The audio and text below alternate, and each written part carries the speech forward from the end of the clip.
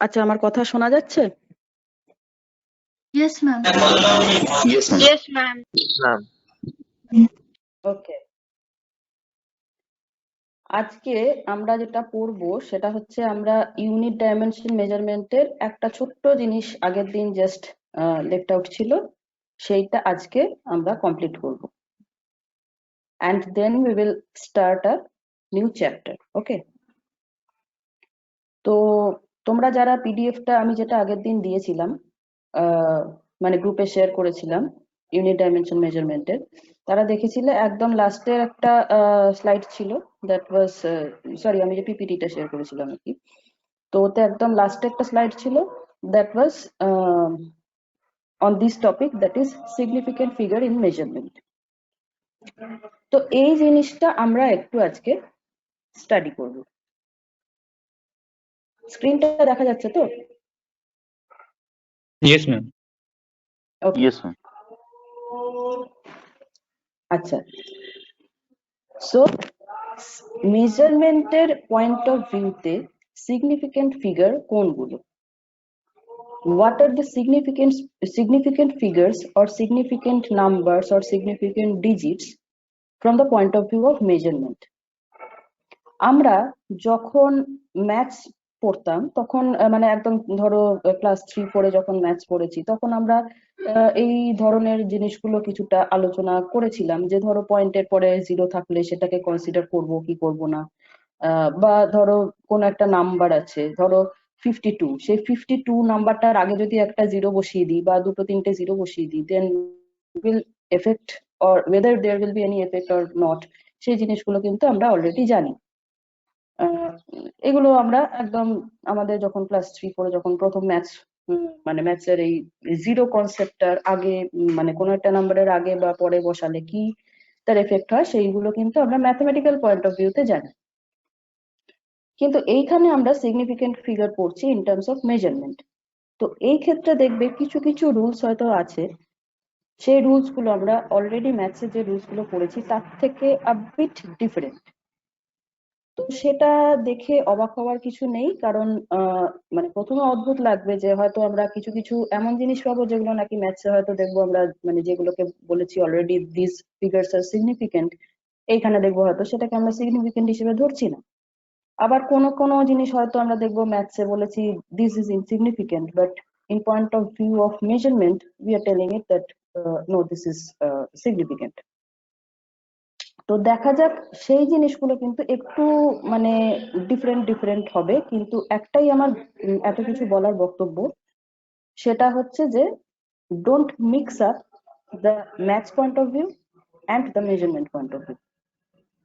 Both are significant figures, but one is from mathematical point of view, one is from measurement point of view. Measurement point of view মানে তোমরা units dimension measurement ব্যাপারটা এই চ্যাপ্টারটা পড়তে গিয়েই দেখেছো যে as you are studying engineering, measurement is a very vital part of your life, তাই তো? মেজারমেন্ট ব্যাপারটা তোমাদের যে কোনো ইঞ্জিনিয়ারিং, হ্যাঁ, যে কোনো ইঞ্জিনিয়ারিং টুলসে যে কোনো স্ট্রিমে যাও, তো সেইখানেই দেখবে যে মেজারমেন্ট ব্যাপারটা কিন্তু ইজ ভেরি ইম্পর্টেন্ট। তো এই মেজারমেন্টের জন্যই কিন্তু আমরা এত কিছু পড়ছি, দ্যাট ইজ ইউনিটস, মানে একটুখানি ব্যাপারটা একটু মানে ব্যাকে ভেবে দেখো, যে যে আমরা ইউনিটস, ডাইমেনশন, এরার, এই জিনিসগুলো সব স্টাডি করছি, সব কিছুর ফোকাস কিন্তু হচ্ছে we want to measure something, we want to have some experimental result মানে মেজারমেন্ট, তাই তো? তো এই এক্সপেরিমেন্টাল বা অ্যাপ্লাইড জিনিস মানেই হচ্ছে engineering point of view. So তোমরা যে কোনো ইঞ্জিনিয়ারিং পয়েন্ট অফ ভিউতে যাবে, there will be some kind of measurement. এবারে আমরা দেখি মেজারমেন্টের করেসপন্ডিং ইউনিটস, ডাইমেনশন, এরার, এই জিনিসগুলো তো তোমাদেরকে পড়িয়েছি, তোমরা সুন্দরভাবে গ্রিপ করেছো। Now this is the last part, that is তোমরা যখন ধরো একটা কিছু মেজার করেছো, এবার সেই কত তুমি মেজারমেন্টটা পেয়েছো সেটা যখন ফাইনালি তুমি রিপ্রেজেন্ট করছো, দেন তুমি কোন ডিজিট গুলোকে সিগনিফিকেন্ট হিসেবে ট্রিট করবে, কোনগুলোকে সিগনিফিকেন্ট হিসেবে ট্রিট করবে না। ওকে, এইবার এই significant digits in point of view of measurement, there are some rules. এই রুলস গুলো একটু পর ভালো করে দেখবে, স্টাডি করবে, বোঝার চেষ্টা করবে, এবং আমি এর করেসপন্ডিং এক্সাম্পল এখনই তোমাদেরকে করিয়ে দেবো রুলস গুলো বলার সাথে সাথে। ওকে, আচ্ছা, সিগনিফিকেন্ট ফিগার ঢোকার আগে আমরা একটা জিনিস তোমাদেরকে জিজ্ঞেস করি। নাম্বার সিস্টেমে মানে ডেসিমেল নাম্বার সিস্টেম বলছি আমি, দশমিক নাম্বার সিস্টেম, তো তাতে কতগুলো ডিজিট আমরা রিপ্রেজেন্ট করি, কতগুলো ডিজিট দিয়ে একটা ডেসিমেল নাম্বার সিস্টেম রিপ্রেজেন্টেড হয়? মিনিমাম দুটো, এটা কিন্তু ডেসিমেল, একটা ডেসিমালের আগে একটা ডেসিমালের পরে। না, আমি কিন্তু এটা 10th মানে টু দা বেস 10 এর কথা বলছি আমি, বাইনোমিয়াল নাম্বার সিস্টেম নয়। আমরা যে নাম্বার সিস্টেম এমনি যেটা নরমালি ইউজ করি, that is decimal number ma'am ওটা সিস্টেম। আরেকবার বলবেন? কোনটা বলবো বলো বাবা? যে নাম্বারটা আপনি এক্ষুনি বললেন, যেটার অ্যান্সারটা নীলাঞ্জন দিল, ওইটা আরেকবার আচ্ছা, রিপিট করতে বলছি। আমি বলছি যে decimal number system. Decimal number system মানে জানো তো, যেটা মানে আমরা যেটা Yes. নর্মাল লাইফে যেটা ইউজ করি, ডেসিমেল, বাইনারি, অক্টেভ, এই সমস্ত অনেক কিছু শুনেছো না? সেই ডেসিমেল নাম্বার সিস্টেমে আমরা কটা ডিজিট নিয়ে অ্যাকচুয়ালি ডিল করি? আমরা সিম্পল থাউজেন্ড, এই যে থাউজেন্ড, দশটা নিয়ে চলি। Mute কর please. এক্স্যাক্টলি 10টা ডিজিট কি কি? এই যার পাশে আওয়াজ হচ্ছে সে প্লিজ মাইকটা অফ করো। 1 থেকে 10। ঠিক করে বলো। 0 থেকে গুড, 0 থেকে 9, 1 থেকে 10 কিন্তু নয়। আমি এই অ্যান্সারটাই জানতে চাইছিলাম। 10টা আমরা সবাই জানি, কিন্তু 10টা আমাদেরকে বলতে বললেই না আমরা 1 থেকে 10 বলি। 1 থেকে 10 কিন্তু নয়, ডিজিটস আর 0 to 9, তাই তো? তারপরে বাকি যেটা হয় Yes, sir. সেটা হচ্ছে সমস্ত ইয়েস ম্যাম। 2 আর 9 এর পারমুটেশন কম্বিনেশন। বোঝা গেছে? ডেসিমেল নাম্বার সিস্টেম কিন্তু মানে ডেসিমেল মানে আমরা যেটা কি বলবো, ওই যে মানে দশমিকের বিন্দুটা বুঝি, ওটা কিন্তু না। ডেসিমেল নাম্বার সিস্টেম মানে হচ্ছে যার বেস 10। বেস 10 গুলো তোমরা আবার পরে বুঝবে, যারা কম্পিউটার সায়েন্সে আছে তারা আরো ভালো করে পরে বুঝবে। ডেসিমেল মানে 10খানা ডিজিট, বাইনারি মানে দুটো ডিজিট, যেটা কম্পিউটার, ল্যাপটপ, ফোন এরা যারা যে ডিজিটটা বুঝতে পারে, Yes, sir. 0 or 1. 0 আর 1। তো ডেসিমেল নাম্বার সিস্টেমে আমাদের যে মিনিমাম নয়, মানে the sufficient amount of digit we require is 10, and that is not 1 to 10, that is 0 to 9, right? এটা সবার ক্লিয়ার হয়েছে? Yes, sir. Yes, ma'am. আচ্ছা, ওকে। এইবারে দেখো এই 0 to 9, এই যে 10খানা ডিজিট রয়েছে, এদের মধ্যে সব থেকে কমপ্লিকেটেড ডিজিট কোনটা বলো তো? মানে কোন ডিজিটটা বেশ নর্মাল, যে রুল গুলো সেইগুলো মানে অন্য ডিজিট গুলো যেমন খুব সিম্পল, অ্যাডিশন, জিরো ম্যাম। হ্যাঁ এক্স্যাক্টলি। দেখো অন্য ডিজিট গুলোকে কিন্তু ইজিলি যোগ করা, বিয়োগ করা, ভাগ করা, গুণ করা সব ফটাফট করবো, জানি কিছু একটা প্যাটার্নে রেজাল্ট পাবো। কিন্তু 0 হচ্ছে এমন একটা ডিজিট যেটাকে নাকি, যেটা এই অন্য ডিজিট গুলোর থেকে বিট ডিফারেন্ট, তাই না? কি অন্য সমস্ত ডিজিট গুলোর থেকে ওর ফাংশনটা একটু ডিফারেন্ট। দেখো ওকে যখন অন্যান্য ডিজিট গুলোকে অ্যাড করা হলে কিছু অ্যামাউন্ট বাড়ে, সাবস্ট্রাক্ট করা হলে কিছু অ্যামাউন্ট কমে, 0-র কোনোটাই হয় না। মাল্টিপ্লাই করলে অন্য ডিজিট গুলোর ক্ষেত্রে অ্যামাউন্টটা বাড়ে, 0-র ক্ষেত্রে একেবারেই একটাই ভ্যালু পাওয়া যায়, দ্যাট ইজ 0। আর ডিভিশন করলে তো আরো অনেক প্রবলেমেটিক ব্যাপার আসে। তো তাহলে আনডিফাইন্ড হয়ে যায়, বিভিন্ন জিনিস আসে। তো এই কারণে এই জিরো ডিজিটটা কিন্তু এই significant figure in case of measurement, এই মেজারমেন্টের ক্ষেত্রে কিন্তু এই জিরো ডিজিটটা একটা ভাইটাল রোল প্লে করবে। ঠিক আছে, আমি আগে থেকেই বলে দিলাম। এইবারে পরপর রুল গুলোর দিকে আমরা তাকাই। আচ্ছা, ফার্স্টে কি বলা হয়েছে? It is related to the accuracy of the sorry measuring instrument. ঠিক আছে, যত আচ্ছা এইখানে একটা জিনিস বলা হয়েছে যে larger the number of significant figures greater the accuracy of measurement. এটা সবাই অ্যাগ্রি করছো তো, যে আমরা কোনো একটা কিছু অ্যাকিউরেট মেজারমেন্ট পেতে চাই, তাহলে কি আমরা ধরো একটা কিছু ধরো মেজারমেন্ট পাচ্ছি 2.46, এইটা বেশি অ্যাকিউরেট নাকি 2.4691 এটা বেশি অ্যাকিউরেট? 2.4691. গুড। তাহলে কি যত নাম্বার অফ সিগনিফিকেন্ট ফিগার্স বেশি থাকবে তত আমরা বলবো যে this measurement is accurate measurement. আচ্ছা, এবার দেখা যাক এই যে রুল গুলোর কথা বলছিলাম, এই রুল গুলো কি কি। সিগনিফিকেন্ট ফিগার্স থেকে তোমাদের কিন্তু এমসিকিউ টাইপস কোশ্চেন আসে। এরকম মনে করার কোনো কারণ নেই যে আমি যে রুলগুলো বলবো সেগুলো সব তোমাদেরকে দুলে দুলে মুখস্থ করতে হবে, নট লাইক দ্যাট। তোমরা রুল গুলো জাস্ট মাথায় রাখবে, বুঝবে, and you have to apply in case of your problem. এখান থেকে কিরম টাইপের কোশ্চেন আসে? তোমাকে কিছু নাম্বারস দিয়ে দেওয়া হবে এবং সেখান থেকে তোমাকে এই রুল গুলো অ্যাপ্লাই করে বলতে হবে যে এই নাম্বারের ভেতর কটা সিগনিফিকেন্ট ডিজিট আছে, কটা ইনসিগনিফিকেন্ট ডিজিট আছে, etcetera etcetera. So this is just some MCQ type question. অন্য যে মানে বিভিন্ন ফিজিক্সের রুল গুলো থাকে যে এটার এই রুল গুলো চলো মুখস্থ করে নিই, এরকম টাইপের কিন্তু কিছু না। But you have to understand each and every rule. Rule number 1, সব থেকে সোজা রুল বলছে, দেখো all non zero digits are significant. Non zero digit কটা থাকে ডেসিমাল সিস্টেমে? How many non zero digits are there in decimal system?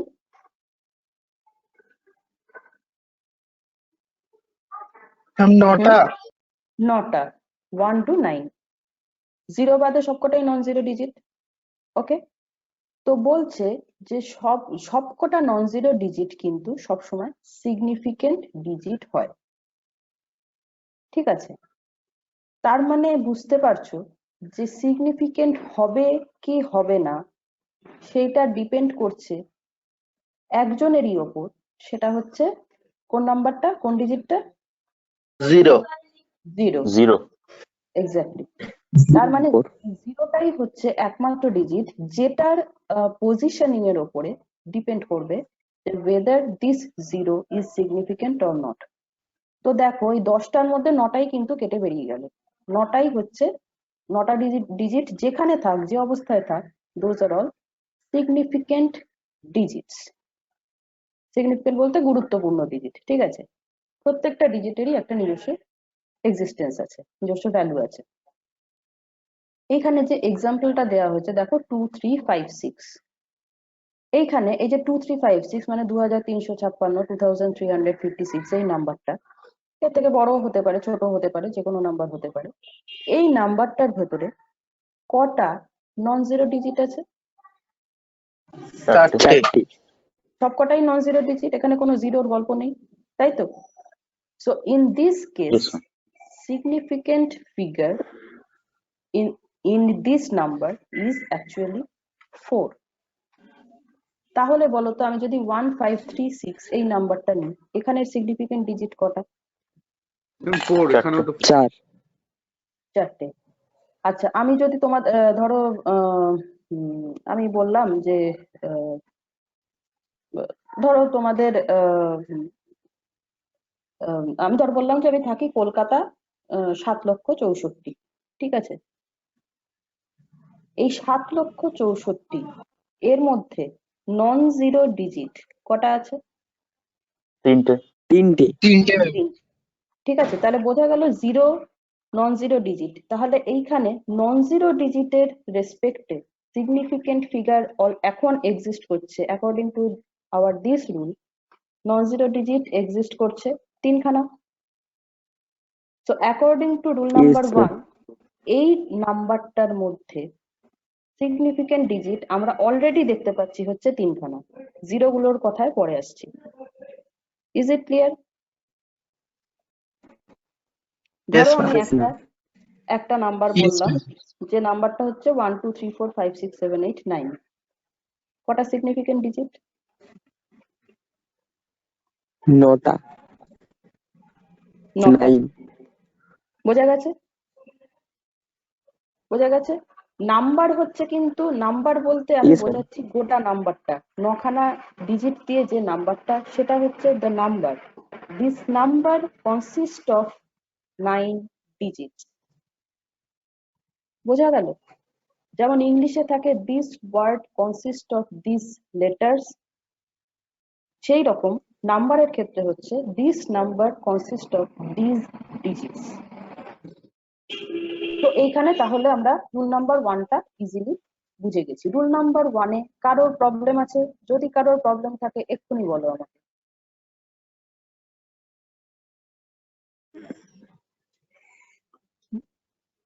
আশা করছি No, কারোর ma'am. প্রবলেম। Problem নেই এখনো পর্যন্ত. ওকে, ঠিক আছে। Yes, ma'am. কারণ এইখানে কিন্তু প্রত্যেকটা রুল যদি তুমি ক্লিয়ারলি বুঝতে না পারো, তাহলে কিন্তু মানে রুল নাম্বার 1টা বুঝতে না পারলে রুল নাম্বার 2টা আরো কেটে যাবে। সেই কারণে বলছি যে তোমাদের কিন্তু each and every rule you have to be very clear. Rule number 2 কি বলছে? all zeros occurring between two non-zero digits are significant. তোমরা সবাই খাতা পেন নিয়ে বসেছো তো? সবার হাতে যেন খাতা পেন থাকে। all ম্যাম zeros, বলো। ম্যাম বলছি তাহলে তো ম্যাম আপনি যদি 7,64,00,000 বললেন তাহলে ওই আচ্ছা, জিরো গুলো আমি সিগনিফিকেন্ট।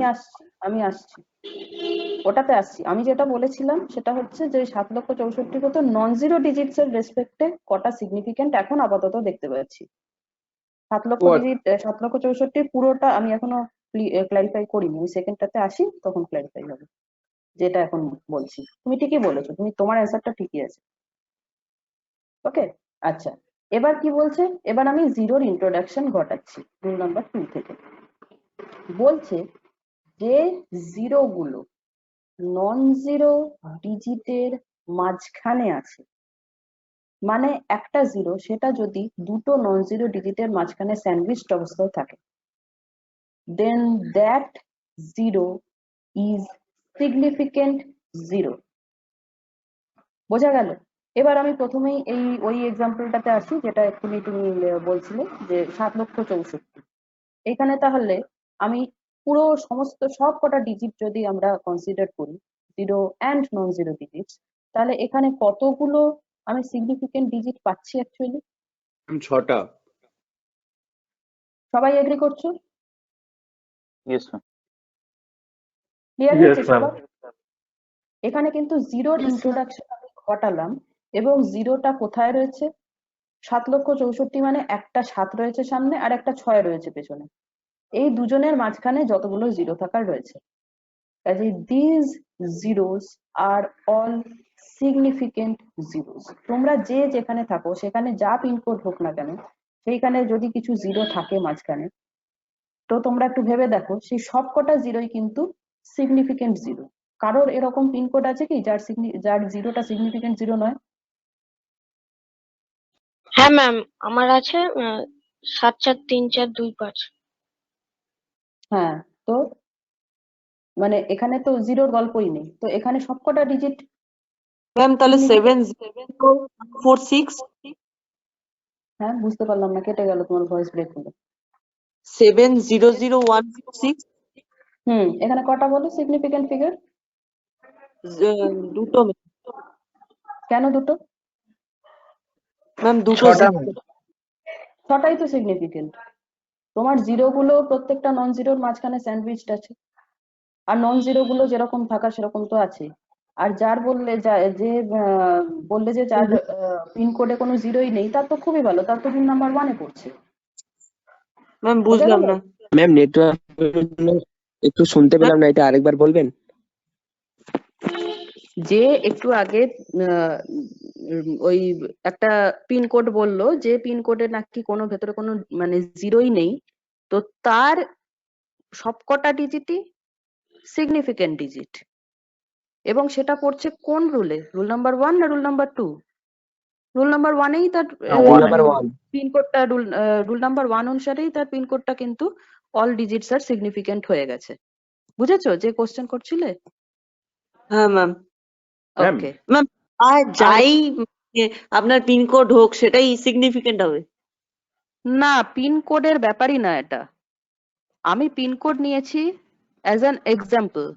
ব্যাপারটা বোঝো। তুমি যেটা বললে যে এক্ষুনি বললো যে মাঝখানে মানে যে পিন কোডটা নিয়ে যার কনফিউশন রয়েছে তার পিন কোডটা একটু বলো। 700146। 700146। আচ্ছা, এইখানে 7টা সিগনিফিকেন্ট। Yes ma'am. আচ্ছা আচ্ছা, মাঝখানে যে দুটো জিরো রয়েছে, হুম। ঠিক আছে, সেই জিরো দুটো সামনে রয়েছে 7, পেছনে রয়েছে 1, তাই তো? হ্যাঁ। তাহলে রুল নাম্বার 2 অনুসারে এই দুটো সিগনিফিকেন্ট ডিজিট। Morning ma'am. বোঝা গেল? Yes ma'am. 7টা তো নন জিরো ডিজিট বলে significant digit as rule number 1। এই জিরো দুটো 7001 যেটা বললে সেটা দেখো 7 আর 1 এর মাঝখানে এই দুটো জিরো রয়েছে, কাজে according to rule number 2 these two zeros are also significant zero. Yes. বোঝা গেল? আচ্ছা, 700 তারপরে রয়েছে 1, এই যে 1টা সেটা তো নন জিরো ডিজিট, কাজে according to rule number 1 that is significant figure. Yes ma'am. 700146 ছিল, তাই তো? এবার হ্যাঁ। দেখো 146 লাস্টে যে তিনটে ডিজিট রয়েছে সবাই according to rule number 1 those are all significant digits. হ্যাঁ। তাহলে কটা সিগনিফিকেন্ট ডিজিট হলো টোটাল? কটা?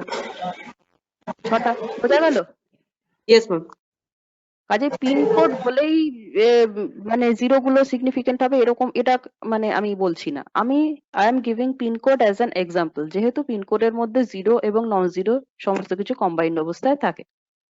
ম্যাম বোঝা গেল আমি যেটা বলতে গেলাম, মানে বলতে চাইলাম যে জিরোটা যদি দুটো নন জিরোর মাঝখানে স্যান্ডউইচড অবস্থায় থাকে, দেন সেই জিরোটা should always be significant zero according to rule number 2. Okay ma'am. আর যদি জিরো নাই থাকে, বাকি মানে জিরো ছাড়া অন্য যে ডিজিট গুলো সেগুলো তো সিগনিফিকেন্ট, সে তোমাকে রুল নাম্বার 1ই বলে দিচ্ছে। Got it? ম্যাম একটা কোয়েশ্চেন ছিল। বলো। ম্যাম যদি এরকম কোনো পিনকোড থাকে 700130 তখন কি হবে? লাস্টের জিরোটা কি হবে? আমি আসছি, আমি সব কটা আসছি। ওই কারণেই পিন কোডটা নিয়েছি। পিন কোডটা নিলে বিভিন্ন রকমের পারমুটেশন কম্বিনেশন তুমি বুঝতে পারবে কিরকম কি হবে। খুব ভালো কোশ্চেন, ওটা একটু হোল্ডে রাখো, আমি এরপরে আসছি। আমি চাইছিলাম কেউ এই কোশ্চেনটা করুক, নাহলে আমাকেই বলতে হতো। ওকে, আচ্ছা, তাহলে বুঝতে পারছো যদি এরকম পিন কোড থাকে 700103, তাহলেও বুঝতে পারছো এই জিরোটাও কিন্তু সিগনিফিকেন্ট জিরো হবে according to rule number 2। Yes ma'am. 130 যে বললো সে 30 কনটেক্সটটা পরে আসছে, আমি বলছি। বাট এই ধরনের যে কোনো পারমুটেশন কম্বিনেশন ক্লিয়ার হয়ে গেছে, তাই তো? নাম্বার 2 বা 1 এটা কি করে বুঝছেন, মানে বোঝাচ্ছেন? লেখা রয়েছে দেখো, রুল নাম্বার 1 এ বলেছে যারা নন জিরো ডিজিট তারা কোনটা নন জিরো ডিজিট কোনটা জিরো ডিজিট সেটা বুঝবো না? জিরো ছাড়া বাকিগুলোই তো নন জিরো। হ্যাঁ। আচ্ছা, এই যার আশেপাশে হই হই হচ্ছে একটু বন্ধ করো, বড্ড ডিস্টার্ব হয়। ওকে, এইবারে দেখো এই রুল নাম্বার 2 তে আমি আরেকটা এক্সাম্পল দিয়েছি, সেই এক্সাম্পলটার দিকে তাকাও। দেখতে পাচ্ছ এক্সাম্পলটা কি রয়েছে? 5.0809। এইখানে তুমি বলবে পয়েন্ট আছে, কি করব? পয়েন্ট আছে তো কি হয়েছে? জিরোটা তো সেই দুটো নন জিরোর মাঝখানে স্যান্ডউইচড অবস্থায় রয়েছে, তাহলে পয়েন্ট থাক কি আর না থাক তোমাকে সবসময় এই রুলটা মানে, তাহলে বুঝতে পারছো রুল নাম্বার 2টা কতটা জেনারেল, যে সেটা তোমার ডেসিমেল মানে পয়েন্টের পরে থাক কি পয়েন্টের আগে থাক কিংবা মানে কোনো ফ্র্যাকশনাল নাম্বার মানে যদি নাও হয়, যদি কোনো মিক্সড নাম্বার হয়, সমস্ত ক্ষেত্রে কিন্তু rule number 2 is applicable both for whole number and for mixed number. Mixed number কি জানো তো? মিক্সড নাম্বার হচ্ছে যাতে একটা পূর্ণ সংখ্যাও থাকে আর একটা ভগ্নাংশও থাকে, ঠিক আছে? সেইটা হচ্ছে মানে পয়েন্ট ওয়ালা কোনো সংখ্যা যার আগে নাকি কিছু ডিজিট থাকে, those are mixed number, ঠিক আছে? So this is a mixed number 5.0809, this is a mixed number. এতক্ষণ যেগুলো আমি বলছিলাম পিনকোড, এগুলো হচ্ছে হোল নাম্বার, ঠিক আছে? আর যদি শুধু ডেসিমেল নাম্বার থাকতো, ধরো 0.0809, সেটাকে বলা হচ্ছে ডেসিমেল নাম্বার, সেটা হচ্ছে ফ্র্যাকশন। তো এই হোল নাম্বার আর ফ্র্যাকশন এই দুটো মিলিয়ে যে নাম্বার তৈরি হয় সেটা হচ্ছে মিক্সড নাম্বার। তো এখানে দেখো আমি একটা মিক্সড নাম্বারের এক্সাম্পল দিয়েছি 5.0809। তো এখানে তাহলে কটা সিগনিফিকেন্ট হবে?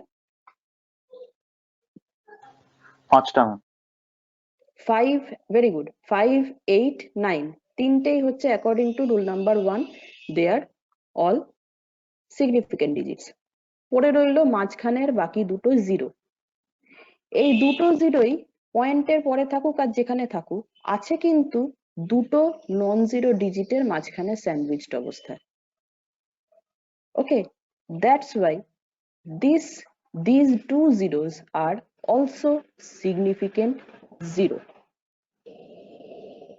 So here are 3 non-zero digits and 2 significant zeros, that is there are 5 significant figures. সবার ক্লিয়ার হয়েছে? Yes ma'am.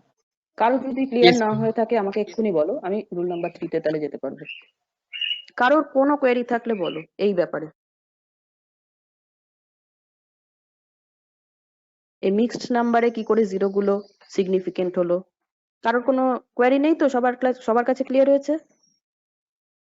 Yes ma'am. Yes, ma'am. Ma'am ওটা ওখানে তাহলে পয়েন্টটা কোনো ভ্যারি করবে না, এই তো?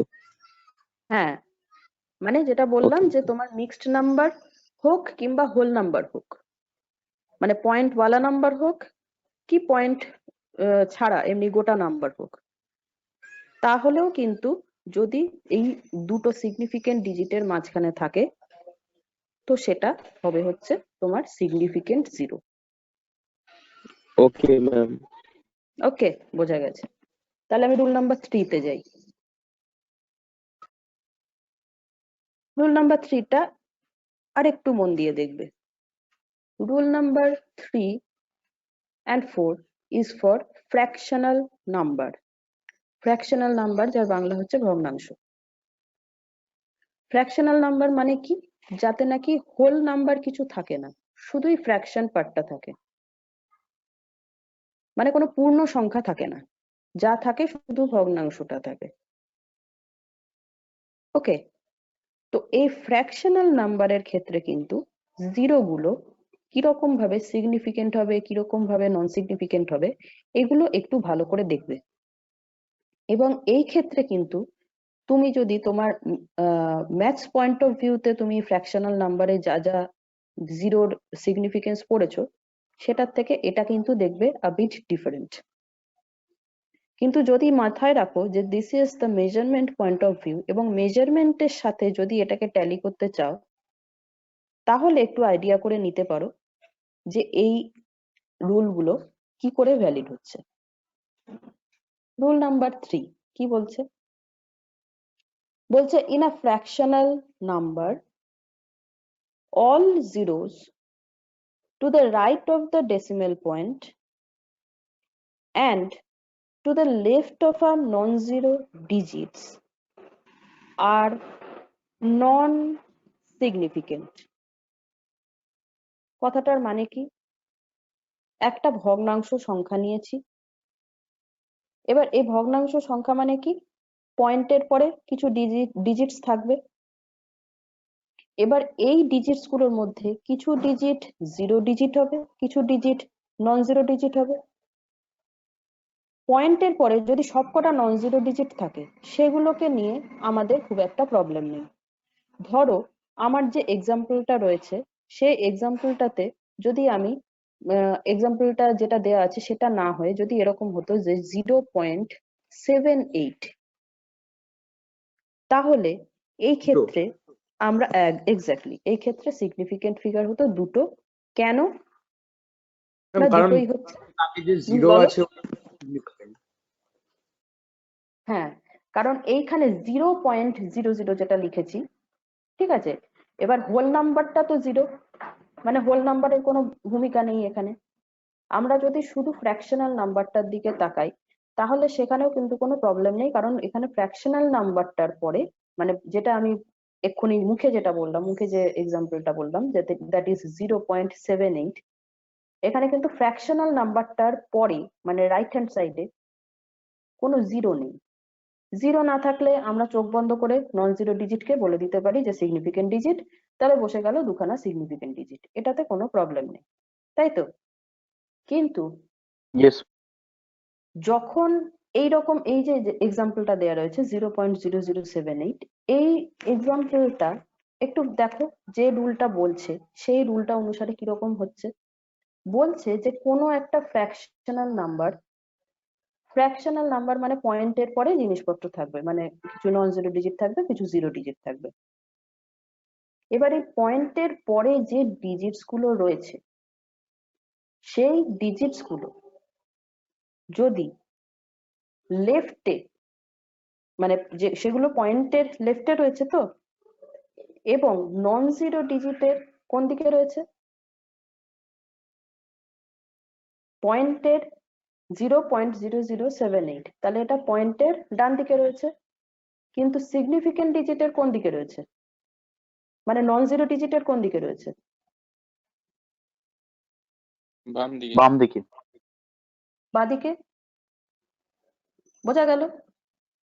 তাহলে বলছে পয়েন্টের পরে যে জিরো গুলো কোনো সিগনিফিকেন্ট নন জিরো ডিজিটের বাঁদিকে থাকবে সেই জিরো গুলো কিরম ডিজিট হবে, নন সিগনিফিকেন্ট জিরো হবে। বোঝা গেল কি বলছি? ভালো করে মন দিয়ে বোঝো। একটা ফ্র্যাকশনাল নাম্বার নিয়েছি, সেই ফ্র্যাকশনাল নাম্বার মানেই তার ডেসিমেলের ডান দিকে কিছু ডিজিটস থাকবে। এবার ডেসিমেলের ডান দিকে যদি শুধুমাত্র নন জিরো ডিজিটস থাকতো আমাদের কোনো চাপ ছিল না, যে কটা নন জিরো ডিজিট আমরা গুনে বলে দিতাম যে এখানে এতগুলো সিগনিফিকেন্ট ফিগার। ডেসিমেল নাম্বারের ডান দিকে যদি জিরো ডিজিট আসে, সেই জিরো ডিজিটটা যদি কোনো নন জিরো ডিজিটের বাঁ দিকে থাকে, বুঝতে পারছো কি বলছি? ইয়েস ম্যাম এই জিরো গুলো ডেসিমেলের ডান দিকে অবশ্যই, যেহেতু ফ্র্যাকশনাল নাম্বার, এবং নন জিরো ডিজিট, এই যে নন জিরো ডিজিট তার বাঁ দিকে।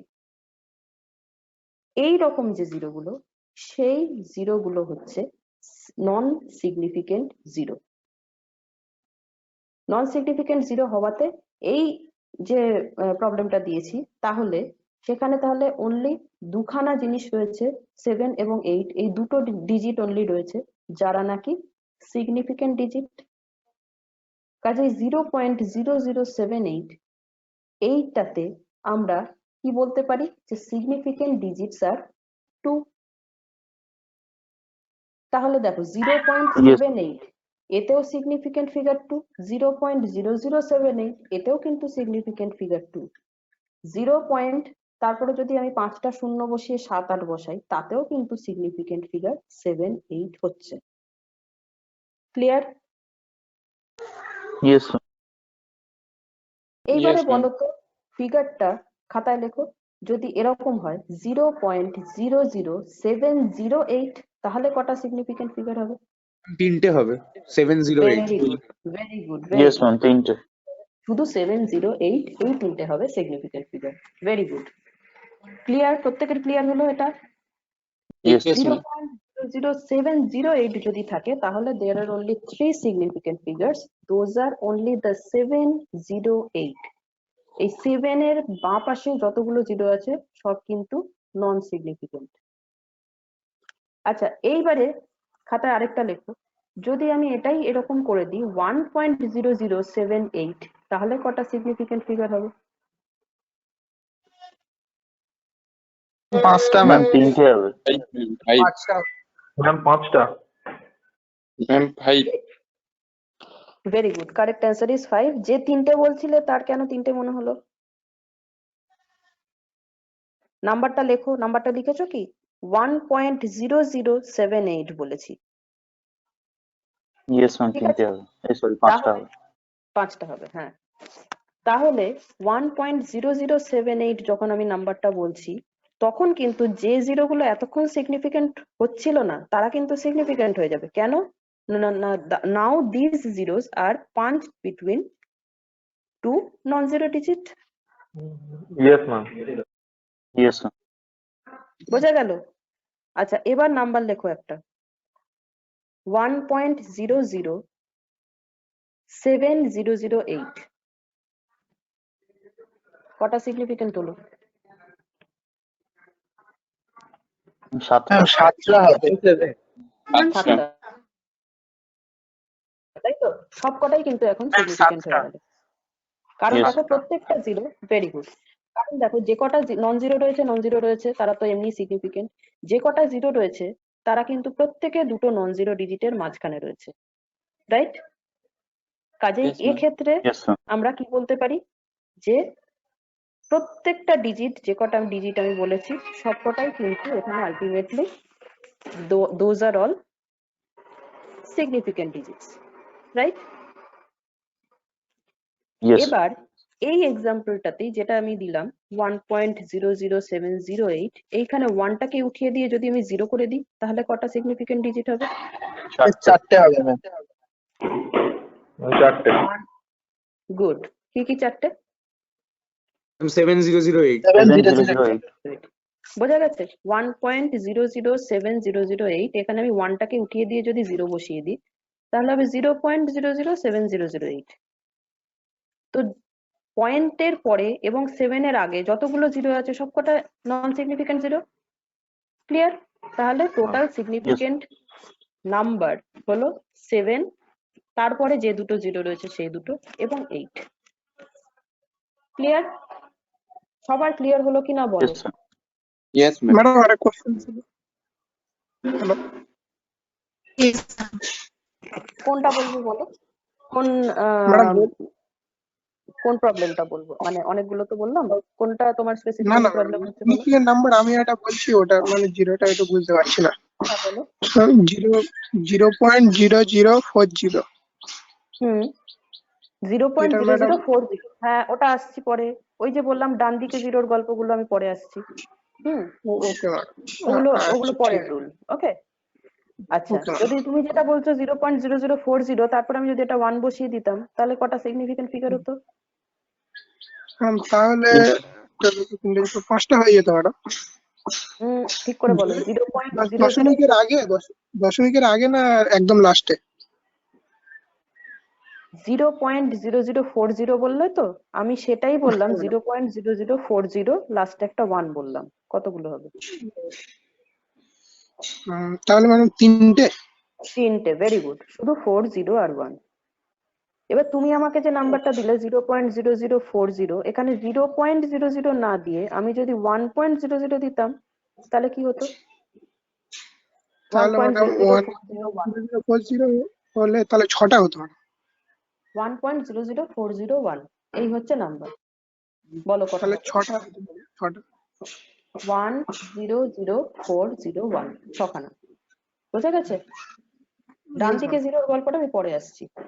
এত অবধি সবার ক্লিয়ার হয়েছে? Yes ma'am clear. Yes ma'am. Okay, yes ma'am. এটা গেল rule number 3। Now I am coming to rule number 4। Rule number 4 কি বলছে দেখো? বলছে all zeros on the right of the last non-zero digits in the decimal part are significant. বুঝলে? একটা decimal number দেয়া আছে, সেই ডেসিমেল নাম্বারে ডেসিমেলের ঠিক পরে যে জিরো গুলো যেটা নাকি নন জিরো ডিজিটের লেফটে রয়েছিল সেইগুলো কিন্তু ছিল নন সিগনিফিকেন্ট জিরো। কিন্তু সেই জিরো গুলোই যদি নন জিরো ডিজিটের রাইট হ্যান্ডে থাকে তাহলে সেই জিরোটা কি জিরো হয়ে যাবে? That should be significant zero. বোঝা গেল? Yes, ma'am. ডেসিমেল নাম্বারে নন জিরো ডিজিটের মানে ডেসিমেল পার্টটাতে আর কি, ডেসিমেল পার্টটাতে দ্যাট ইজ ফ্র্যাকশনাল পার্টটাতে পয়েন্টের পরে নন জিরো ডিজিটের বাঁদিকের জিরো গুলো হচ্ছে নন significant zero, whereas non zero ডিজিটের ডান দিকের জিরো গুলো হচ্ছে সিগনিফিকেন্ট জিরো। এইবার একটু আগে তুমি আমাকে যে এক্সাম্পলটা দিলে 0.0040, বলো এখানে কটা সিগনিফিকেন্ট ফিগার আছে তাহলে? তাহলে দুটো আছে। ভেরি গুড, কি কি? 40. 4 আর 0। বোঝা গেল? তাহলে ডান দিকে জিরোটাকে তাহলে আমরা কনসিডার করলাম। Yes. এইখানে যে এক্সাম্পলটা দেওয়া আছে দেখো 0.007020, কটা সিগনিফিকেন্ট? চারটে 7020। ঠিক আছে, এটা হচ্ছে এই চারটে হচ্ছে significant zero, significant figures, significant digits. এইটাই যদি আমি 1.007020 করে দিতাম, সাতটে ম্যাম। নাম্বারটা আরেকবার বলো। ম্যাম সাতটা। 7টা হয়ে যাবে। বোঝা গেছে? সব Yes, কটা ma'am. যে কটা জিরো এবং নন জিরো ডিজিট আছে তখন সবাই কিন্তু সিগনিফিকেন্ট হয়ে যেত। ম্যাম লাস্ট পয়েন্টটা আরেকবার বোঝাবেন? হ্যাঁ, লাস্টে আমি যে এক্সাম্পলটা দিলাম সেটা হচ্ছে এই যে এখানে যে এক্সাম্পলটা দিয়েছি না 0.007020, এইটা না দিয়ে আমি যদি 0.00 না দিয়ে 1.007020 দিতাম তাহলে কটা হতো সিগনিফিকেন্ট ফিগার? কটা হতো? যে জিজ্ঞেস করছিলে সেই উত্তর দাও। 1.007020 যদি হতো তাহলে কটা সিগনিফিকেন্ট ফিগার হতো?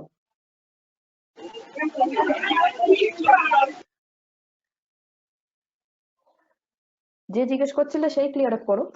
যা ক্লিয়ার আপ হয়েছে তারা তো উত্তর দিয়ে দিয়েছে। 7 significant number? কটা? শুনতে পেলাম না। 7. 7, ভেরি গুড। বোঝা গেছে কেন? কারণ তখন কি হতো, তখন যে কটা জিরো সব কটাই দুটো নন জিরো ডিজিটের মাঝখানে থাকতো এবং লাস্টের জিরোটা ডেসিমেল মানে তোমার ফ্র্যাকশনাল পার্টে একদম ডান দিকের জিরো, কাজেই সেটাও সিগনিফিকেন্ট জিরো হতো। ওকে, তো সেই কারণে এখানে তখন 7খানা সিগনিফিকেন্ট ডিজিটস হতো। Okay, ma'am. ক্লিয়ার আছে প্রত্যেকের? Yes. আচ্ছা, ঠিক আছে। এবারে তাহলে আমি পরেরটাতে যাই, পরের রুলটাতে যাই।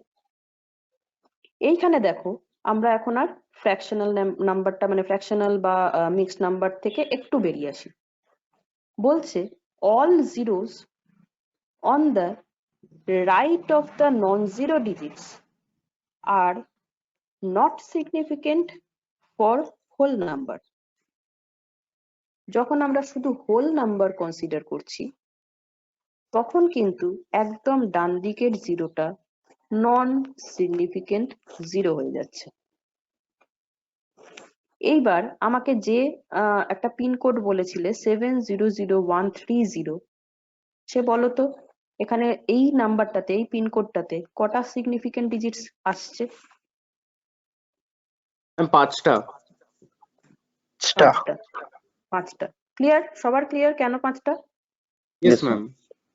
700130, এইখানে first of all this is a whole number এবং এই ক্ষেত্রে যে জিরোটা একদম রাইট হ্যান্ড সাইডে রয়েছে সেটা হচ্ছে হোল নাম্বারের একদম রাইট হ্যান্ড সাইডে থাকা zero, and that is the insignificant zero বা নট সিগনিফিকেন্ট জিরো। ম্যাম যদি এটা 700 মানে আমি পিনকোড ধরছি না, যদি এরকম থাকতো 7001.30 তাহলে তো 6টাই হতো। এক্স্যাক্টলি, আমি ঠিক এই কথাটাই এক্ষুনি তোমাদের এই এক্সাম্পলটাই দিতে যাচ্ছিলাম, যে মাঝখানে যদি কোথাও একটা পয়েন্ট থাকতো, ধরো 700, ওই যেটা বললো যে 700,130 বলেছে তো, 1.30, তাহলে কি হতো? তাহলে কটা সিগনিফিকেন্ট হতো? 6টা। তাহলে কিন্তু 6টাই ম্যাম হয়ে যেত। 6টা। তাহলে যে জিরোটাকে আমরা ইনসিগনিফিকেন্ট জিরো বলছিলাম, সেই জিরোটাই কিন্তু তখন সিগনিফিকেন্ট জিরো হয়ে যেত। ইয়েস বোঝা ম্যাম। গেছে? Very good question.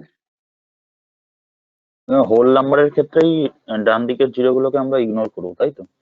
হ্যাঁ, আর ফ্র্যাকশনাল নাম্বারের ক্ষেত্রে অবভিয়াসলি আমরা ডান দিকের জিরো গুলোকে দে আর অ্যাকসেপ্টেড, সেখানে বাঁ দিকের জিরো গুলো ইয়েস। অ্যাকসেপ্টেড না। ঠিক আছে, আর হোল নাম্বারের ক্ষেত্রে তো আমরা বাঁ দিকে জিরো জেনারেলি লিখি না, কাজেই সেটা কনসিডারেবল না, সেটা কোনো রুলের মধ্যে আসছে না।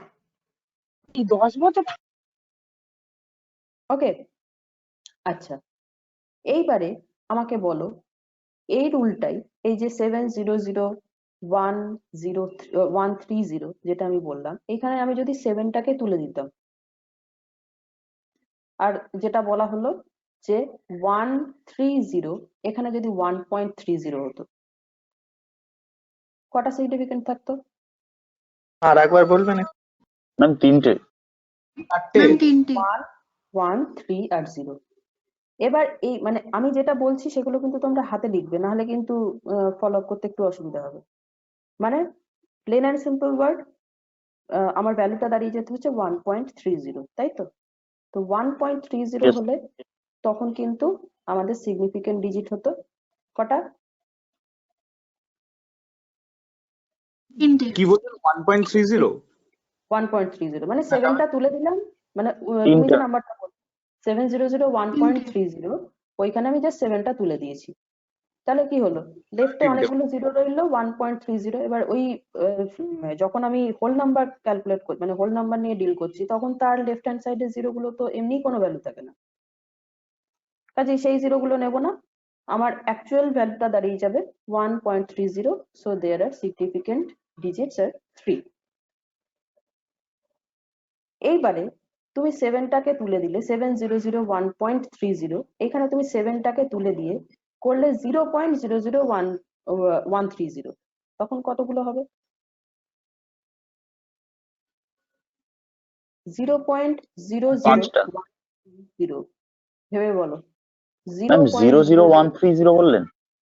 0.00130, 3টেই হবে। 3টেই তো 3টে হবে। ম্যাম। 3টে হবে, শুধু 1, Yes, ma'am, 3 আর, ঠিক আছে?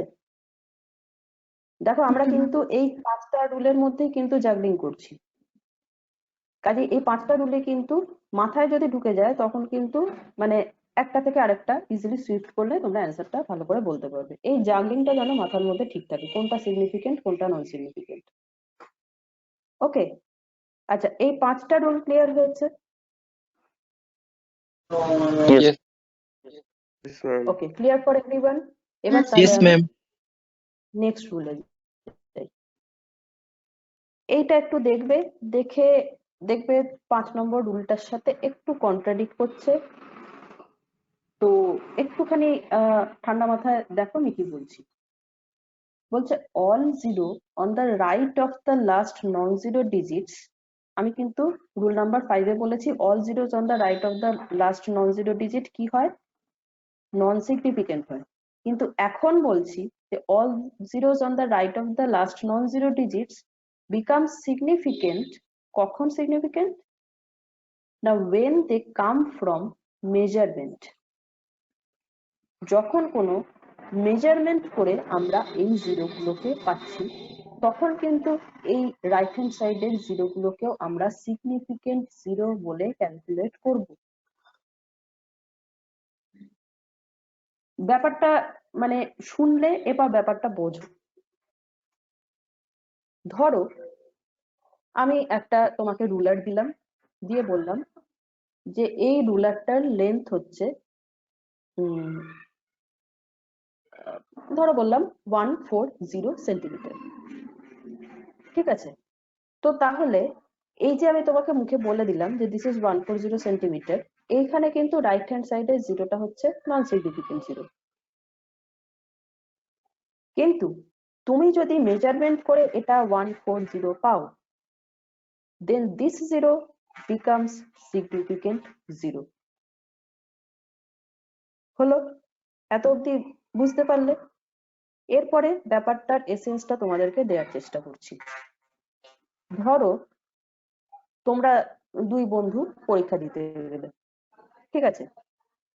এক বন্ধু বললে আজকে আমার প্রিপারেশন নেই, আমি পরীক্ষা দেব না, ঠিক আছে?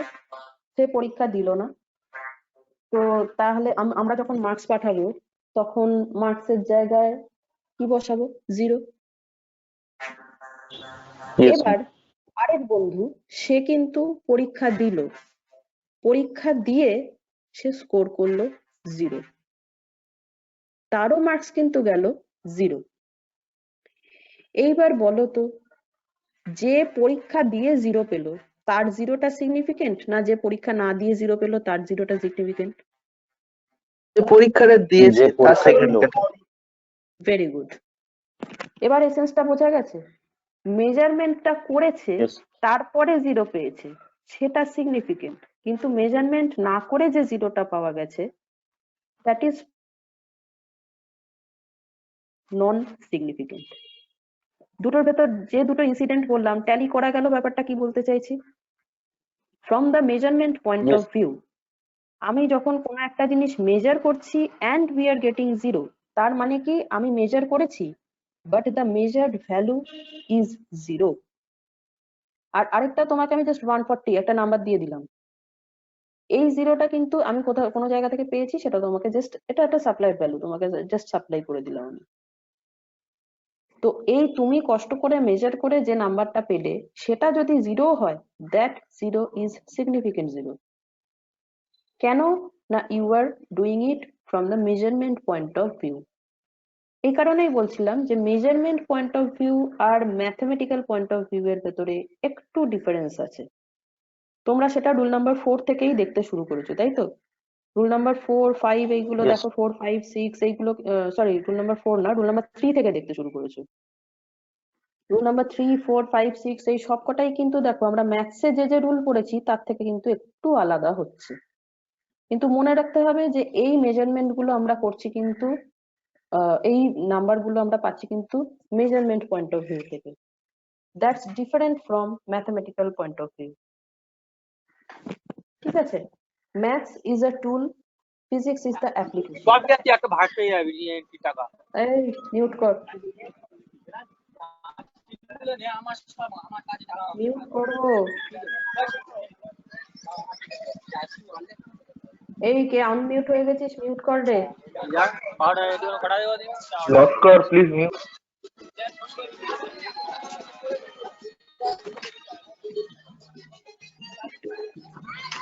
মমতাজুল লস্কর, হ্যাঁ ম্যাম বলুন। মিউট করো বাবা।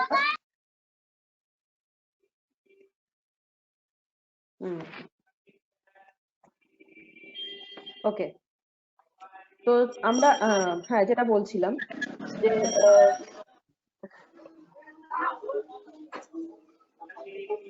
মমতাজুল মিউট করো। হ্যাঁ ম্যাম ভাই মিউট বলুন। কর, ভাই মিউট কর ভাই। আচ্ছা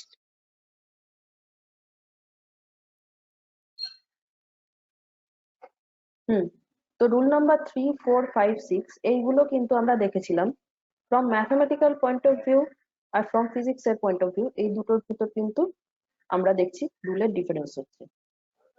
maths is a tool, physics is the application. ঠিক আছে? Measurement is an application.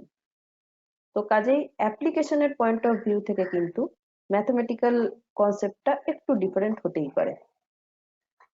ওকে, তো তাহলে এবার তোমাদেরকে আরেকটু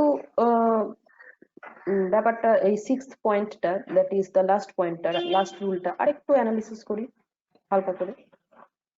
ধরো তোমাদের 3 বন্ধুকে 3টে লেন্থ মেজার করতে দেওয়া হয়েছে। একজনকে দেওয়া হয়েছে নর্মাল স্কেল, দ্যাট ইজ আমরা যে ছোট যে স্কেল গুলো ইউজ করি, just the centimetre or millimetre scale. আরেকজনকে দেওয়া হয়েছে স্লাইড ক্যালিপার্স, আরেকজনকে দেওয়া হয়েছে স্ক্রু গেজ।